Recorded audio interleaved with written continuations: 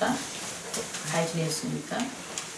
오늘 찬송을 함께 드리는데 갑자기 새송도가 온 것 같은 거예요. 못 느끼셨죠? 남자 쪽에서 그 전에 느끼지 못했던 더 큰 발성의 그 음이 확 오는 거예요. 그래서 나는 제가 알지 못하는 남자 새송도가 새로 왔나? 라는 그런 하나와 또 하나는 이거 분명히 누군가의 그럼 아니면 누군가의 목소리인데 이 목소리가 과연 누군가의 목소리일까 조금 기대를 했어요. 그래서 저 찬양할 때 뒤에 안 돌아보잖아요. 그래서 앞에 설교를 하면 확인이 되는 거잖아요. 근데 제가 판단하건데 아마 최 집사님 목소리인 것 같아요. 제가 봤을 때. 목소리가 한쪽에서 꽉 이렇게 우리는 이제 잘 느끼시는지 모르겠지만 그 한쪽에서 꽉 잡아줘요. 형수가 오늘 아파서 안 왔는데 형수가 저쪽에서 잡아주는 곳에 한 사람 몫은 아니지만 반 사람 몫은 지금 그 찬양이 울려 퍼지더라고요. 그래서 어떻게 동일한 사람인데 그죠? 뭐 지난주에 왔던 나나 지금 온 나나 다음 주에 올 나나 똑같은 나인데 변한다는 거잖아요. 이 변화가 어디서 올까? 우선 인트로로 여러분들과 얘기하고 싶어요. 여러분 변화가 어디서 오냐면 변화는 첫째 나를 보면 안 돼요. 나 이전에 있었던 내 모습 나는 뭐 이런 걸 좋아하는 사람이야. 그럼 그 사람 안 변해요. 나는 이런 걸 좋아하는 사람이야는 나를 바라보기 때문에 안 변해요. 나는 이런 거 못해. 그럼 그 사람도 안 변해요. 왜냐면 나는 그런 걸 못하니까. 이게 못한다고 하면서 누구를 바라보는 거냐? 나를 바라보는 거예요. 뭐 잘하냐? 좋냐? 나쁘냐? 못하냐? 이 문제가 아니에요. 우리가 지금 얘기하고 싶은 것은 그런 것들이 누구를 바라보게 하냐? 나를 바라보게 하는 거야. 그럼 나를 바라보면 거기에 변화가 있다 없다? 없다라는 거죠. 첫째는 여러분이 변화를 내면 나에서 벗어나야 돼요. 여러분이 생각하는 여러분이 생각하는 여러분의 환경, 여러분이 생각하는 그레이드, 여러분이 생각하는 어떤 꿈, 여러분이 생각하는 어떤 만족도, 가치도 이 모든 것들에 대해서 변화가 없다면 그것에 대해서 내려놓지 않는다면 거기서부터 벗어나지 않는다면 변화는 있을 수가 없어요. 왜냐하면 우리는 그 나를 잡기 위해서 온갖 노력을 할 테니까. 그래서 우리 추측하건대요. 이거는 개인의 판단이니까 추측하건대 우리 최 집사님이 하나님만을 좀 바라보려고 하는 것 같아요. 예전까지는 하나님을 안 바라봤다는 게 아니라 하나님을 바라보는 나를 본 거죠. 그런데 이제는 하나님을 바라보는 나를 바라보는 게 아니라 그냥 하나님을 바라보는 거예요. 그래서 하나님을 바라보는 나를 봤을 때 못 봤던 자유함 그런 것들이 터져 나오는 것 같아요. 저도 예배를 드릴 때 찬양할 때 뭐 예전에 제 모습은 아니었어요. 저 주먹도 불끈 쥐고 막 이래요. 불끈. 이게 주먹 하나 쥐는 게 배에 힘 엄청 들어가요. 이걸 여러분 다 그런 모든 이유가 있는 거예요. 내가 정말 간절히 여기 찬양에 나오는 그런 찬양의 가사들이 이루어지길 원하는 거예요. 그러면 정말 찬양의 가사들이 이루어지길 원하면 물구나무 서서는 못 부르겠습니까? 아닙니까? 가만히 한번 살펴봐 보세요. 우리가 뭔가 우리 뭐 자녀일 때 부모님한테 용돈을 타야지만 뭔가를 해요. 그럼 무슨 일이 있어도 부모님 눈치 살피잖아요. 비유 다 살피잖아요. 왜냐면 내가 그걸 타야 되니까. 그렇지 않아요? 자녀도 마찬가지예요. 부모님들도 예전에 자녀한테 그 애기 하나가 밥을 안 먹는 거야. 아픈데. 이 먹여야지 약을 먹이는 건데 평소에는 괜찮아요.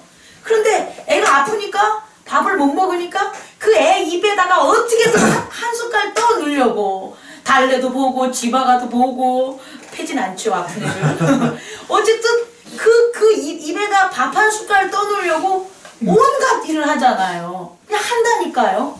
우리가 그랬으면 좋겠어요. 우린 그렇게 해왔어요. 그런데 유독 하나님께 있어서만은 자꾸 아직 나를 보는 거야. 멋쩍은 거지. 하나님께 막 나가는 어린아이 그 나의 모습이 지금 못 느껴지는 거예요. 그 내가 옆에 뭐 아무 뭐 걸림길도 없이 그냥 막 아빠 하고 그냥 찾아가는 거. 뒤에 앞에서 누가 뭐 목소리를 내든 너 신발 안 신었어, 너 이렇게 가면 안 돼, 많은 소리가 나도 다 필요 없어. 그냥 나는 뭐만 보고 달려가는 거예요. 근데 저기서 그리워했던 아빠, 또 내가 나의 소망을 이루어줄 아빠, 그분을 그냥 그분만 보이는 거예요. 그래서 막 달려가는 그런 우리 자신, 그런 신앙에 거듭난 여러분의 모습을 확인해 봤으면 좋겠어요. 그 아버지는 여러분에게 뭘 가져오라고 하지 않아요. 여러분이 능력이 있던, 여러분이 뭘 지식을 알던, 여러분이 무슨 부유하던, 여러분이 건강하던 그런 거 안 봐요. 그냥 내 새끼인 거예요. 그랬을 때 달려오는 하나님, 여러분의 아버지, 그리고 그 아버지를 향해서 달려가는 저와 여러분들이 되기를 원합니다. 그래서 이제 우리는 하나님을 봐야 되는 거예요. 아니 여태껏 맨날 봤는데요. 보긴 뭘 봐. 봤으면 깨달아야지.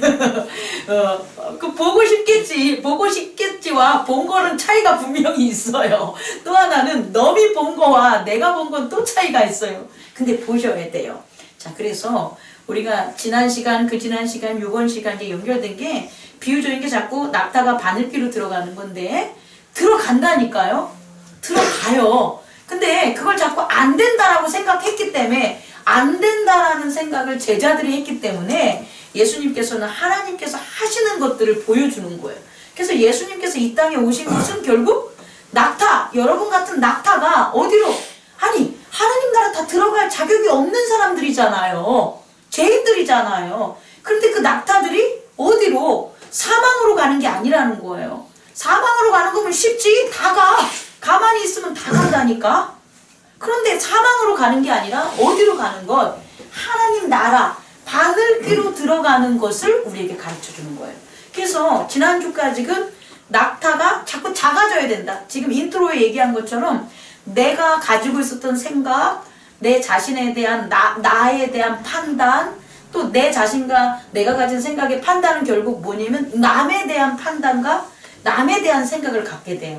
그래서 내가 가진 판단이 있기 때문에 남을 판단하는 거거든요.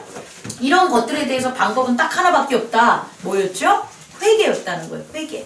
그래서 그 회개라는 게 예수 그리스도를 만나서 회개가 되는 거예요. 이렇게 세상의 부자를 만나서 회개가 되는 게 아니고, 선생님을 만나서 회개가 되는 게 아니라, 우리가 되는 회개는 뭐냐? 예수 그리스도를 만나서 회개가 되는데, 그 예수 그리스도의 말씀이 뭐하냐? 우리의 에고, 우리의 몸을 자꾸 어떻게 하는 거다? 이렇게 회초리질하는 거예요. 근데 그걸 회초리라고 생각하지 마시라는 거예요. 한자어나 그렇지 사실은 회초리질이 아니라 사랑이에요.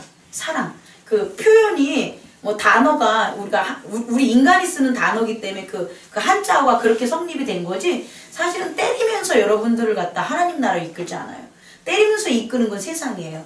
하나님은 뭐로 이끄냐? 감싸면서 이끌어주고, 사랑하면서 이끌어주고, 용서하면서 이끌어준다는 거죠. 그러니까 날마다 회개하는 것은 뭐냐면 억압과 강요와 힘에 의해서 내가 돌이키는 게 아니라 사랑과 용서와 감동에 의해서 돌이켜지게 되는 거예요. 그 사랑과 감동 이런 걸로 돌이켜져서 계속해서 우린 무엇을 해야 되냐? 회개를 하는 게 결국 낙타가 점점점 뭐 하는 거다? 작아지는 거다. 그런데요, 아주 재밌는 게 있어요. 낙타가 스스로 작아질 수 있을까요? 아니죠. 좀 아까 얘기한 것처럼 회초리질하는 뭐가 있어야 되는 거죠. 사랑을 베푸는 뭐가 있어야 되는 거죠. 그걸 이제 지난주에 마지막에 이제 여러분들과 전했는데, 상속자가 온 거예요. 상속자가 왔을 때 그 농부가 상속자를 죽이죠. 근데 상속자가 사실은 말이야, 하나님께서 우리 그 주인이 이 포도밭을 너희에게 주려고 했어 라고 했다고 치면, 그 농부가 그 상속자의 말을 들었을까요? 어떻게 그렇게 자신할까요? 그런 거 같죠? 맞아요. 너무 잘 알아. 상속자가, 우리 아빠가, 하나님이, 우리 주인이 너희들한테 이 농장을 줬어 라고 죽어가면서 혹은 죽지 않고 쌩쌩해서 했다면 그 농부들이 안 믿은 거예요. 어쩌면 농부들이 상속자를 죽인 이유는 상속자가 살아서 말을 한 거죠. 살아서 말을 하니까, 살았을 때 건강했을 때 말을 하니까 그 상속자의 말을 믿을 수가 없는 거죠. 여태까지 다 뭐 농부 저 주인의 그 종이 한두 명 계속 온 거잖아요. 그들도 동일한 얘기를 했을 거 아니에요. 그들도 아주 동일한, 그러니까 얘기는 동일한 얘기일 거라는 거예요. 그 종이 뭐 첫 번째 온 종과 마지막 상속자가 전한 그 말이 다르진 않았을 거란 말이에요. 그죠? 다른 내용은 아닌데 도대체 왜 예수님은 변화, 즉 회개라는 걸 우리에게 줬냐를 생각해 보면 요번 주에 제가 깨달은 막판에 그 반전이 있어서 그래요. 그게 뭘 것 같아요? 막 죽였어. 상속자를 막 죽였어. 막 죽이고 때려 죽여서 에이 다 끝났다 이제 딱 돌아가는 거야. 다 종들이 다 저기 뭐야 농부들이 돌아가는데 뭐 떼거지로 한꺼번에 쓱 돌아갈 수도 있지만 어떤 사람은 먼저 돌아가고 어떤 사람은 뒤에 돌아가고 막 이럴 거 아니에요. 그래서 돌아가려고 하는데 뭔가 목소리가 나. 뭐 이렇게 나 연기가 되나요? 여기 나 좀 봐. 뭐 이런 게. 그래서 그 마음이 제일 약한, 다시 말해 때리려고 할 때도 막 마음이 좀 제일 약한 농부 있을 거 아닙니까? 그 농부가 그 소리가 들리겠죠. 그래서 가다가 딴 사람은 갔는데 그 농부가 뒤돌아봤더니 그 상속자가 살아있는 거야. 살아있는데 뭔가 전할 말이 있는 거야. 때려 죽이기 전, 때려 죽기 후에 할 그 말. 여태까지의 종들은 말하려고 했는데 말하기도 전에 다 죽었던 그 말. 그 말이 바로 지난주에 얘기했던 이 농장은 이 포도원을 누구에게 주겠다? 너희들에게 주겠다는 그 말일 거란 말이에요. 그런데 그 말을 들었는데 농부가 그 때려 죽인 상속자를 가만히 봤더니 누굴 것 같아요? 주인인 거예요. 이게 반전인 거예요. 예수님이 그냥 예전에 전했던 하나님의 아들, 메시아, 아들, 하나님과 분리된, 하나님 따로 있고 아들 따로 있는 거라면 구원은 없어요. 절대 안 바뀌어요.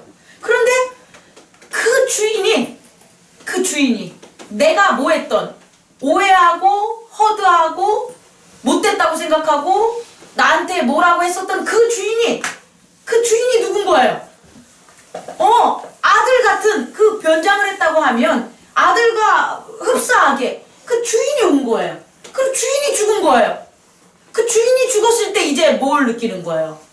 이때 오해가 풀리는 거죠. 주인이 죽지 않으면 오해는 절대 안 풀려요. 여러분이 싸우잖아. 싸워서 세 명이 있는데 두 명이 싸웠어. 근데 한 명이 이제 A, B, C면 C가 A랑 B랑 싸웠는데 C가 아무리 얘는 전화해봤자 소용없어요. 전하다가 어떻게 되는지 알아요? 결국 C가 포기하던지 아니면 C랑도 싸워. 너 왜 중간에서 말 바꾸냐고.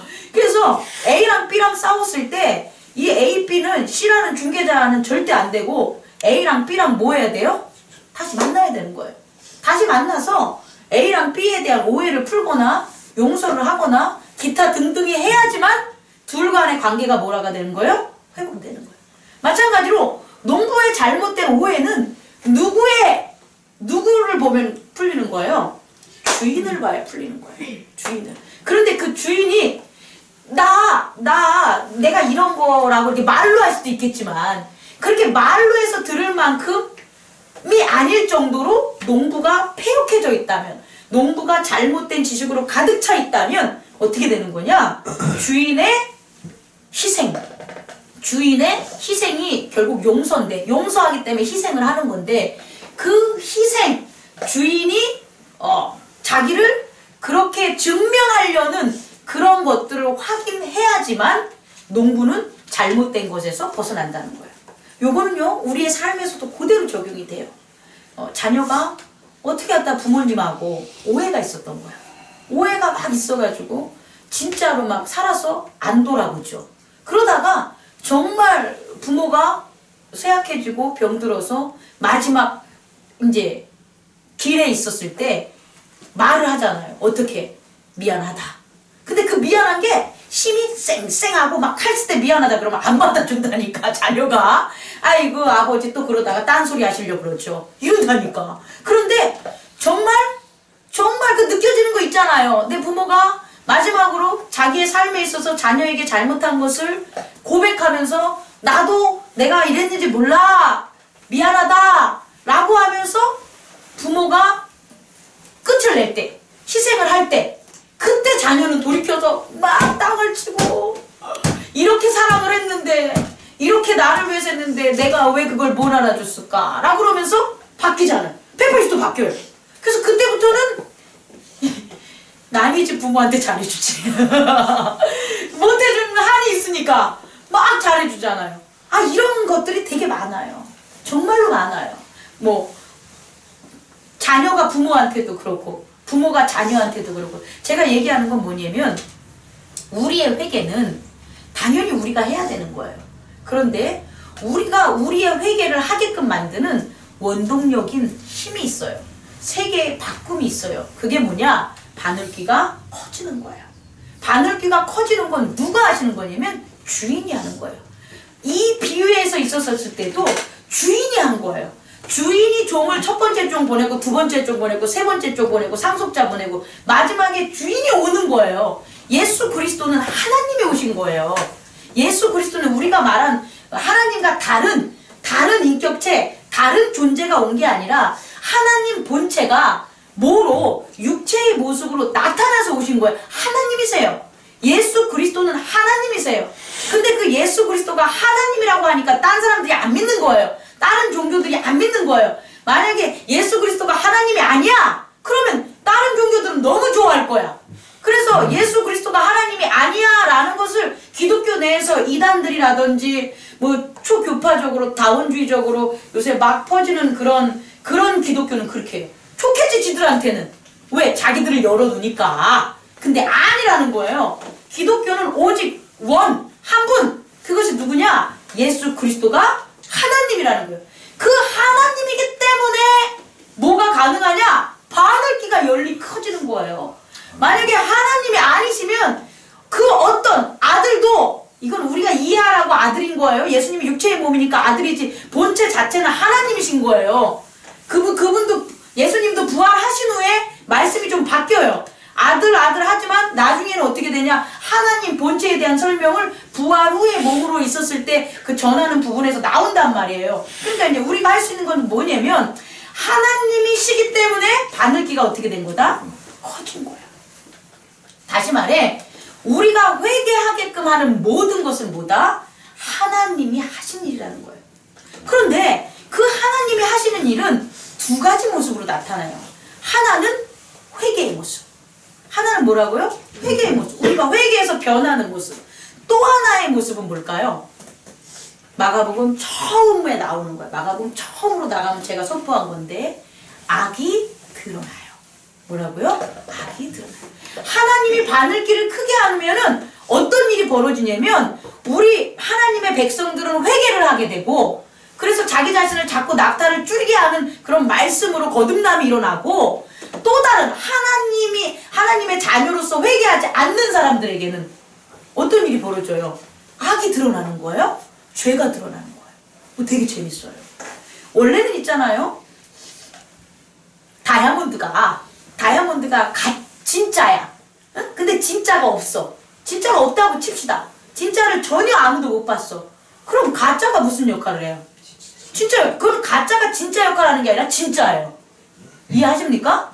이게 우리의 언어와 하나님 나라 언어가 조금 약간 틀려서 가짜라든지 진짜라고 얘기하면 우리 인간의 언어로 생각하면 안 되고, 그 세계가로 보세요. 그 세계가 다이아몬드라는 게 진짜가 없는 세계야. 그럼 그 다이아몬드가 없는 세계에서는 가짜가 뭐가 되는 거예요? 그렇게 사는 거야, 죽을 때까지. 뭐가 가짜인데 진짜로 여기고 죽을 때까지 사는 거예요. 그러면 그 사람들은 어느 세계에서 사는 거예요? 가짜의 세계에서 사는 거예요. 이게 바로 구약까지였다는 거예요. 구약. 그래서 구약에는 베드로전서 3장에 보면 무슨 제사가 나오죠? 우리 친방팀 아시잖아요. 모형의 제사가 나오는 거예요. 뭐라고요? 모형의 제사. 제사장들이 모형적으로 제사장이 세워지는 거예요. 그 제사장은 천국에 가는 제사장 아니에요. 그냥 모형으로 세우는 거예요. 누구의 모형? 예수 그리스도의 모형으로 세우는 거예요. 그리고 죄를 사하는 것도, 죄물도 뭐가 되는 거예요? 모형으로 한 거예요. 모형. 그래서 모형으로 죄를 진 자기가 죽는 게 아니잖아. 실제로 하면 자기가 죽는 거잖아. 그죠? 그런데 자기가 죽는 게 아니라 누구를? 양이나 염소를 갖다 하는 모형을 드리는 거예요. 그래서 그 염소나 그 양에게 안수를 해서 내 죄가 염소나 양에게 가게 한 거예요. 가능해요? 가능하네요. 정말 여러분 아는 것처럼 가능하네요. 그래서 구약에서는 자꾸 죄가 계속해서 악이 도는 거예요. 그 이유가 뭐냐면 모형으로 하니까. 그래서 어떻게 한 거냐? 얘는 양은 죄가 없지. 하지만 그 제사를 드리는 자의 죄가 들어간 거야. 그러니까 이 양은 뭐다? 흠이 없지만 죄를 진 거야. 그리고 걔를 제사장이 떠. 그리고 불에 태워 죽여. 그러면 죄가 없어. 근데 그것을 지켜봐. 누가? 죄를 진 자가. 그럼 그것을 보면서 어떻게 돼요? 처음에는 막 아프겠지. 막 손에 피 나는 것만 봐도 아픈데 내 죄 때문에 저렇게 되고 하니까. 그래서 반성은 할 거예요. 그런데 또 어떠한 상황에 이르르면 또 죄를 짓죠. 뭐 하면 되니까?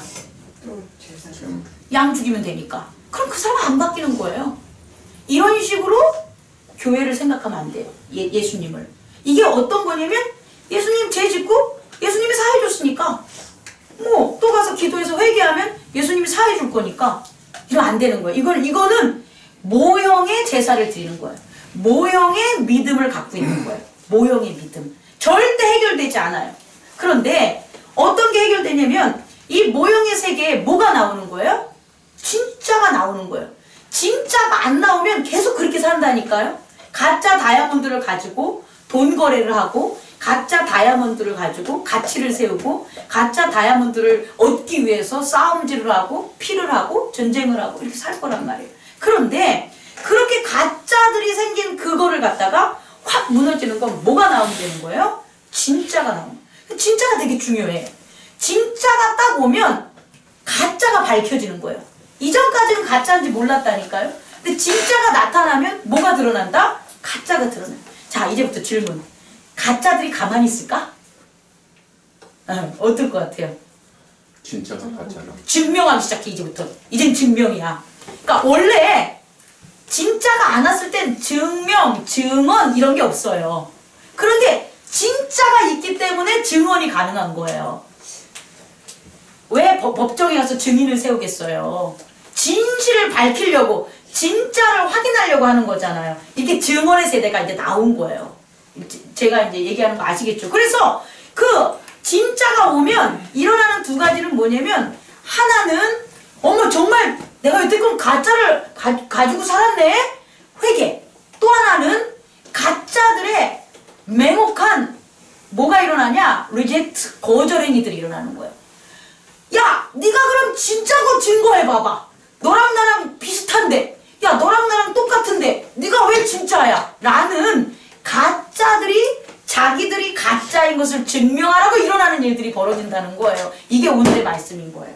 다시 세상에 예수 그리스도가 오지 않으셨어. 진짜가 오지 않으셨어. 그러면 모두가 다 가짜인 제사 속에서 살 거란 말이에요. 그리고 결국은 하나님 잘 믿었어 라고 해도 그들에게는 어디까지만 해당이 되냐? 사망까지만 해당이 되는 거예요. 사망은 죽이는 게 아니에요. 사망은 뭐 하는 거냐? 심판하는 거예요. 사망이 왜 사망이냐면 잘한 놈과 못한 놈을 구분하기 때문에 사망인 거예요. 우리가 얘기하는 건 다 죽고 이게 아니라 우리가 가는 그 영적인 사망의 세계는 뭐냐면 심판이 있냐 없냐로 구분이 되는 거예요. 이해하실 수 있겠죠? 그런데 진짜가 딱 오니까 그 진짜는 사망의 심판이 있을 수가 없는 거예요. 왜? 사망이나 심판은 뭐가 있을 때 가능한 거니까? 죄가 있을 때 가능한 거니까. 죄가 있을 때나 사망과 심판이 있는 거지. 죄가 없는 진짜가 왔는데 사망과 심판이 있겠냐는 거예요. 없는 거죠. 정말 죄가 없는 하나님 참된 세계가 드러난 거예요. 어디에? 우리에게. 그래서 그 참된 세계를 드러나려고 하는 게 바로 뭐냐? 하나님이 바늘귀를 뭐 하는 거예요? 크게 하는 거예요. 크게 하는 거. 그 크게 하는 일들을 하나님이 하셨다는 거예요. 그러면 그렇게 크게 하는 일들에 어떤 일들이 발생하냐? 오늘 이런 일들이 이제 우리에게 나타나는 거예요. 원래는 없었어요. 원래는 없었어요. 예루살렘이 무너지는 것들을 이 선지자들이 물론 이제 메시아가 오면 예루살렘이 무너지고 예루살렘이 회복되고 이런 얘기를 하지만 실제적으로 육체에 대한 그런 그리스도의 법을 전한 건 아니잖아요. 그런데 오늘 예수님께서 가만히 이렇게 예수님이 이게 어디야 성전에 들어갔다 나오면서 제자가 33장 1절에 뭐라고 하냐면 예수님이 건물 어때요? 건물들이 어떠합니까? 이렇게 물어보잖아요. 빌딩이 What magnificent buildings. What magnificent buildings. 이거는 감탄문이에요. 그러니까 뭐냐면 우와 정말 놀라운 빌딩들 아닙니까? 어떠합니까? 이렇게 한 거란 말이에요. 누가? 제자가 예수님한테. 그랬더니 예수님은 그 빌딩이 어떻게 될 줄 알잖아요. 나머지들은 몰라도. 나머지들은 그 빌딩이 정말 장관이구나, 멋지구나, 이런 것만 보지만 예수님은 그 이유를 알잖아요. 그죠? 그랬더니 뭐라고 하냐면 이 큰 건물들이 뭐라고요? 다 무너진다는 거예요. 그랬더니 깜짝 놀라는 거지. 이 건물들 어때요? 그리고 이 건물 안에서 메시아와 왕이 될 거를 생각했었던 그 제자들에게 이 말씀을 전하니까 제자들이 뭐냐면 궁금해 죽겠는 거야. 그리고 두려워 죽겠는 거야. 그래서 저녁 때쯤 됐을 때 감람산 성전을 마주보는 감람산에 갔을 때 베드로, 야고보, 요한, 안드레가 조용히 묻는 거예요. 어떻게 묻냐면 우리에게 어느 때에 이런 일이 이루어지는지 그 징조 좀 알려달라고. 그 징조는 뭐예요? 뭐가 일어날 징조? 예루살렘이 무너질 징조에 대해서. 그러니까 예루살렘이 원래는 안 무너져요. 가짜들이 있었을 때는 어떻게 되는 거예요? 무너져도 지들끼리 전쟁에서 무너져도 다시 어떻게 해요? 세우는 거예요. 그런데 여기서의 무너짐이라는 것은 완전히 예루살렘이 없어지는 거예요. 그러면 이런 징조들이 언제 일어나겠냐는 것을 제자들은 물었지만 우리가 오늘 말씀에서 배울 것은 뭐냐?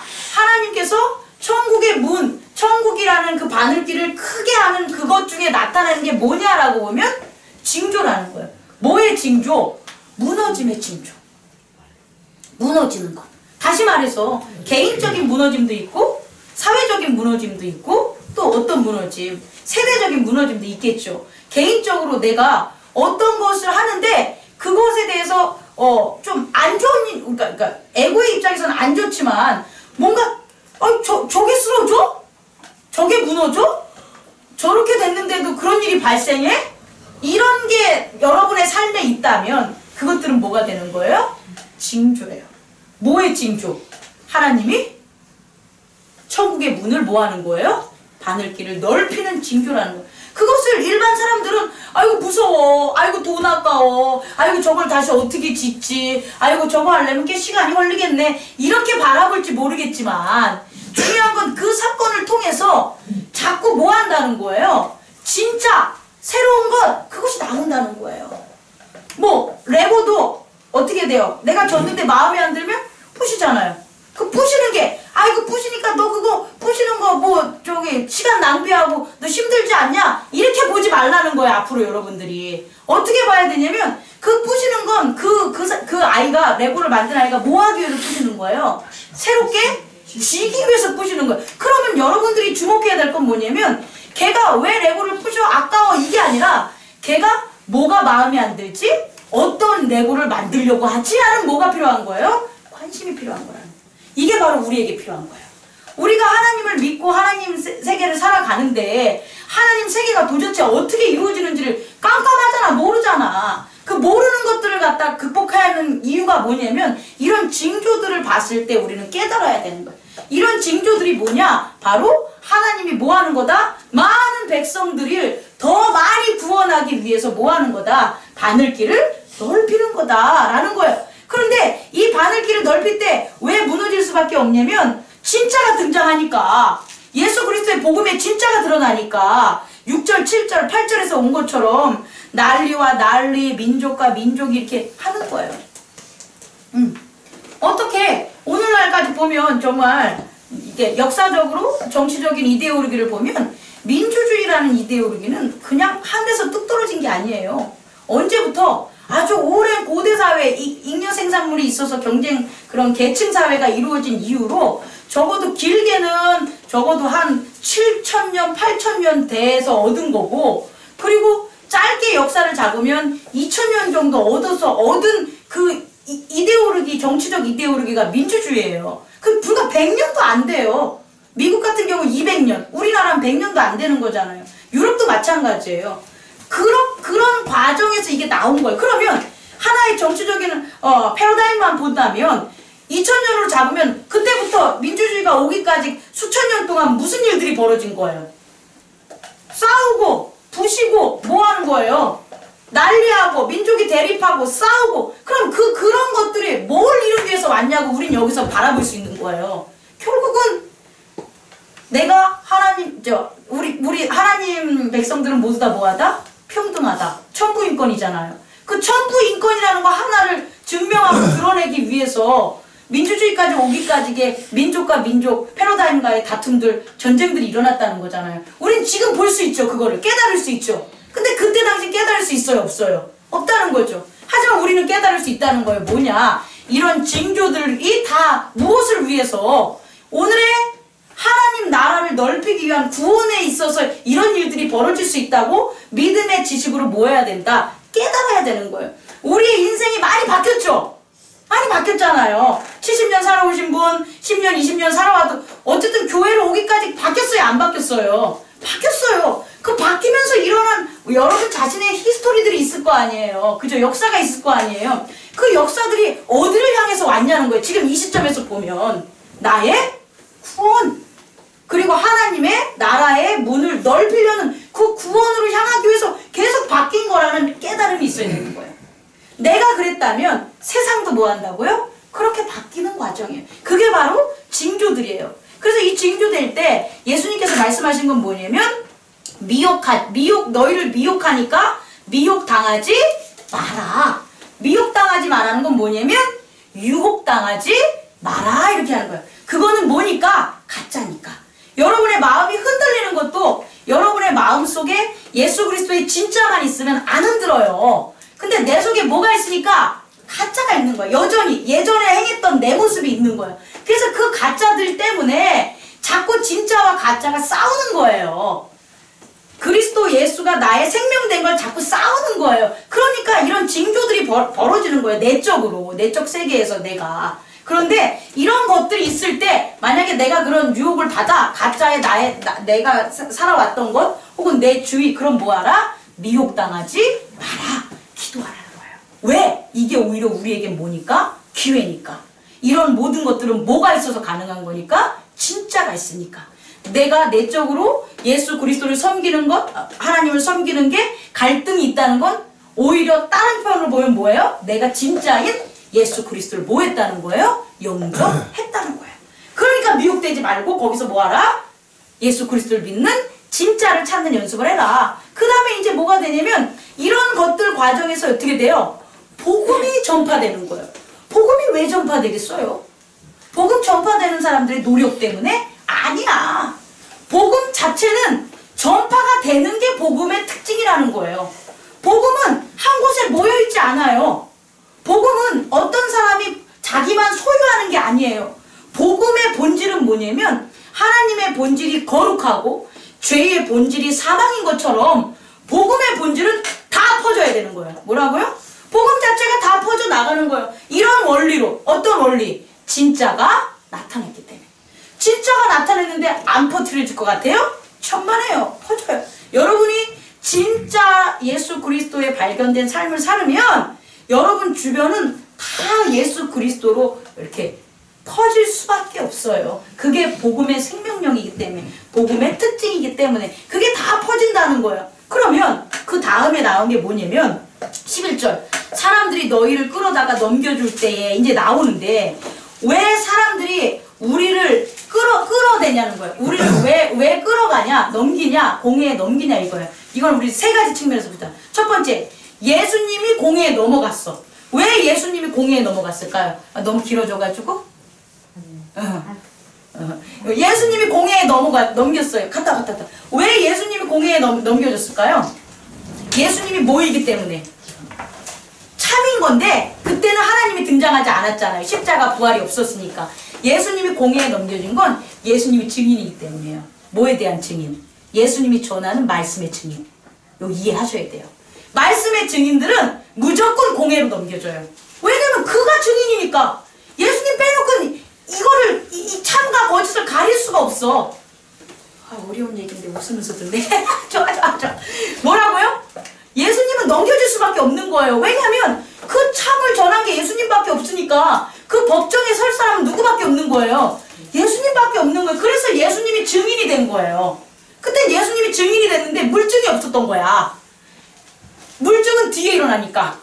이해 갑니까? 물증은 그리스도의 십자가 부활이라는 뒤에 일어났잖아요. 하지만 증인으로 선 그 이유는 뭐다? 본인이 뭘 전하기 때문에? 참된 걸 전하기 때문에. 제자들도 마찬가지예요. 제자들도 참된 걸 이제 봤잖아요. 뭐를? 부활을 봤잖아요. 말씀을 깨달았잖아요. 그래서 예전과 다른 참의 세상, 진짜를 발견했잖아요. 그러면 누가 증인이 돼야 되는 거예요? 제자들이 증인이 돼야 되는 거예요. 그래서 제자들이 어디로 가는 거예요? 공회, 법정에 서게 되는 거예요. 끌려가는 거예요. 이제 여러분 차례라니까? 여러분이 잘 생각해봐요. 여러분 교회 나오고 예수님의 말씀 진리 알면 여러분 입을 통해서 어디든지 이거 어떻게 얘기해줄까? 예수님 얘기 나와. 교회 얘기 나와. 종교 얘기 나와. 진짜 나와요. 공집사님 나와요. 잘 들어야 돼요. 정말 나와요. 그건 우리 이 에고의 캐릭터가 아니야.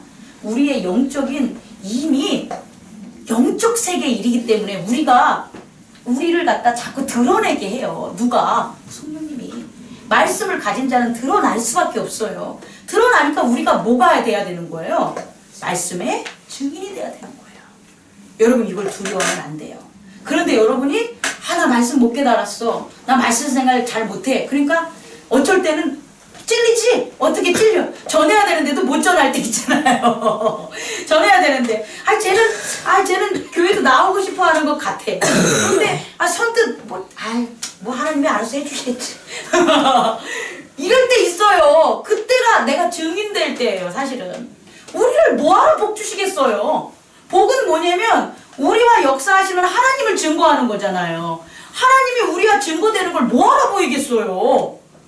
우리가 하나님의 증인되기 때문에 그러는 거예요. 우리가 예수 그리스도의 증인되기 때문이에요. 그래서 세상에서 불가능한 일이야. 세상에서는 가능하지 않아. 세상에서는 있을 수 없어. 이런 일들이 우리를 통해서 이루어지는 것은 우리를 통해서 하나님 나라 예수 그리스도를 뭐하라는 거예요? 증언하라는 거예요. 이제 이 과정이 뭐라고요? 증언의 과정이 필요한 거예요. 그래서 여기서 보니까 너희들은 끌려가. 그런데 너희들은 뭐하라? 두려워하지 마. 왜냐면 11절 넘겨졌을 때 무엇이든지 그때 너희에게 주시는 그 말을 하라.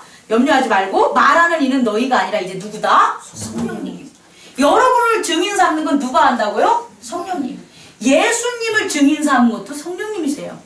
예수님이 이 땅에 와서 십자가 돌아가시고 부활하신 그런 스피리추얼 바디, 부활의 몸이 되시기 전까지는 누가 드러낸 거냐? 예수님이라는 예수가 드러낸 게 아니라 누가? 성령님이 하신 거예요. 동일한 거예요. 동일해. 우리도 마찬가지로 성령님이 우리를 뭐 할 거다? 드러나게 해준다는 거예요. 이게 바로 뭐가 되냐? 바늘기가 어떻게 되는 거예요? 커지는 거예요.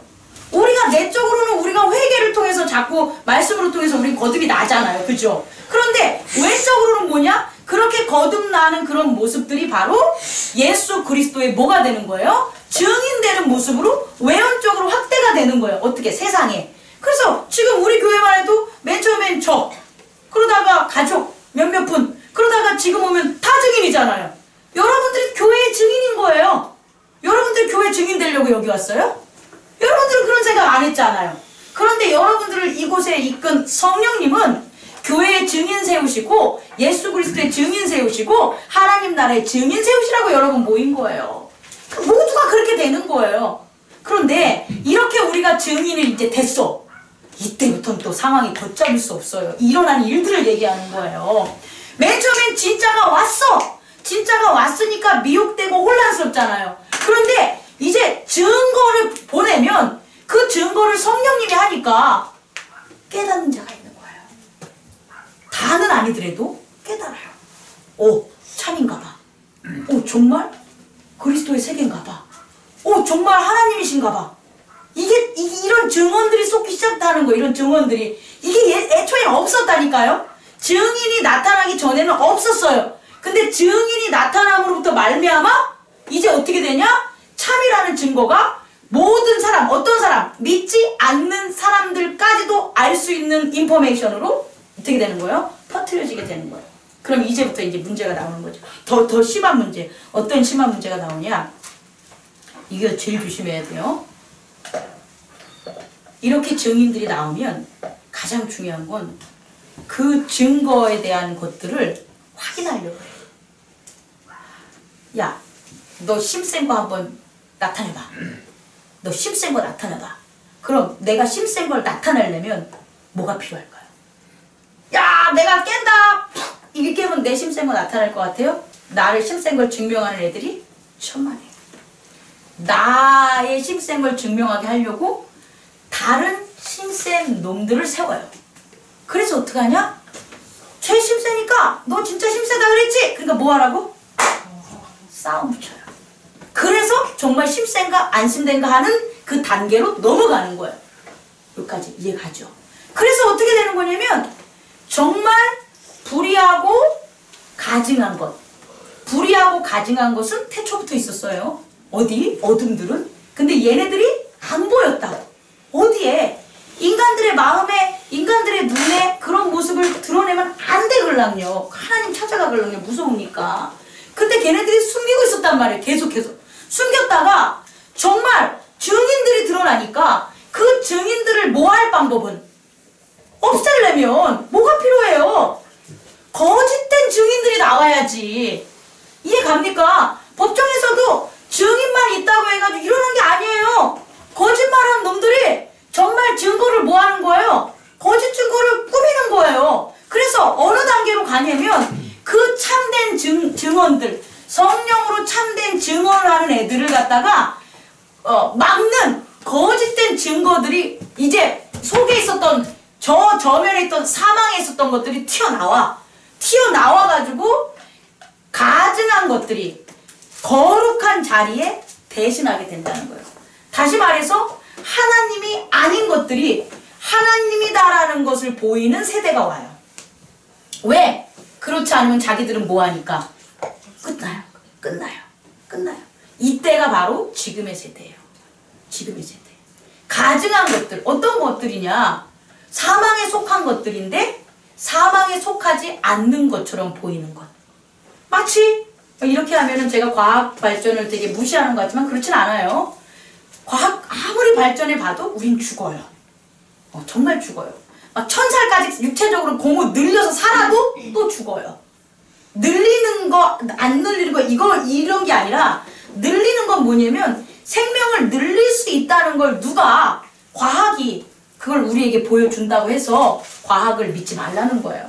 믿지 말라는 것은 무시하라는 소리가 아니라 과학에 빠져서 뭐를 우리가 가야 될 영생이라는 영적인 스피리추얼 바디를 잊고 살지 말라는 거예요.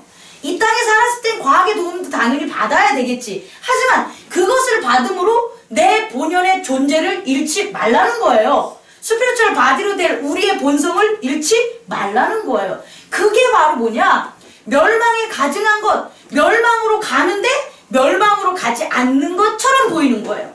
여러분들이 왜 사기를 맞는지 아십니까? 물론 우리 교인들은 안 맞겠지만 사기를 치는 놈이 나 진짜 사기 안 치는 놈이구나 하고 나오는 거예요. 그래서 난 사기꾼 아니야 자리에 딱 앉아있으니까 홀딱 넘어가는 거라니까. 아이씨, 이해하십니까? 이 세상이 멸망의 세계, 뭐 하나님이 오시는 세계 막 그러면 막 다 전쟁하고 다 싸움질하고 뭐 뿔 10개 달린 애들이 막 나와가지고 꽁지 막 치고 막 공룡 같은 것들이 막 돌아다니고 하면 여러분들이 하나님한테 가지. 그죠? 근데 걔네들이 안 나타난다니까. 뿔 10개 달린 애들이 아주 예쁜 이렇게 얘기하면 안 되는데 김태희의 모습으로 이건 비유예요. 막 또 누구야? 송중기의 모습으로 막 이렇게 나타나니까 미쳐버리는 거야. 이건 인물에 비유한 거지만 세상에 비유한 거. 너무 좋은 걸 어떡해.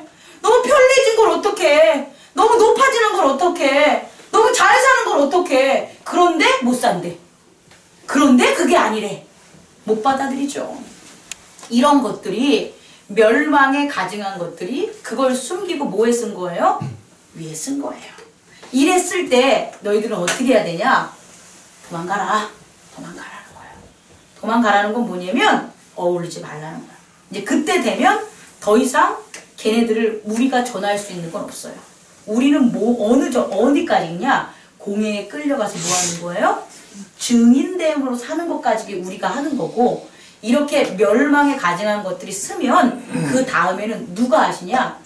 하나님이 천사, 영적인 대등한 그것을 갖다가 멸할 수 있는 존재들로 이루어져서 그 일을 해결해요. 그 일을 해결해 주는 게 지금의 시대인지 이후의 세계인지 이전의 세계인지 저는 잘 모르겠어요. 하지만 중요한 건 이 법칙이에요. 이것들이 서로 틀린 건지 각자에게 다 각자적인 차원에서 받아들이는 것도 잘 모르겠어요. 하지만 중요한 것은, 우리가 깨닫는 것은 참된 것이 나타냈을 때, 이 땅에 참된 구원이 나타냈을 때 이러한 방법으로 이러한 결과가 나타나요. 그러니까 우리 또한 우리에게 한 사람이 예수 그리스도를 영접해서 하나님의 나라로 가기까지의 과정에서 분명히 이 일들을 뭐한다? 경험하실 거라는 거예요. 그것이 우리의 세계에서는 모형이 될 수 있지만 저 너머에서는 어떻게 되냐? 참 세계, 예수 그리스도 인자가 촛대를 옮기는 요한계시록의 영적인 환상으로 이루어진 모습들이 지금 우리가 살고 있는 지금 이 시점에서 이루어지고 있다는 거예요. 그래서 우리는 어떻게 되냐? 이 세상을 살아가면서 내 자신에 대한 믿음을 점검해야 되고, 또 뭐 해야 되냐? 밖에서 일어나는 세상 또한, 나를 둘러싸여 있는 밖의 세상 또한 뭐 해야 되냐? 깨닫고 바라볼 수 있는 지혜를 가져야 된다는 거예요. 그래야지만 어쩔 수 있냐? 깨어있을 수 있는 거예요. 마지막에 예수님께서 그날과 그때는 아무도 모른다. 그러니까 뭐하라? 깨어있어라. 저 몰라요. 정말 몰라요. 하지만 깨어있을 거예요. 왜? 이미 깨어있게 할 만들 그런 지식들은, 그런 말씀들은 우리에게 뭐 했으니까? 전달해 주셨으니까. 저와 여러분들이 깨어서 하나님께서 바늘길을 넓히는 모습들을 우리가 증거하기를 원합니다.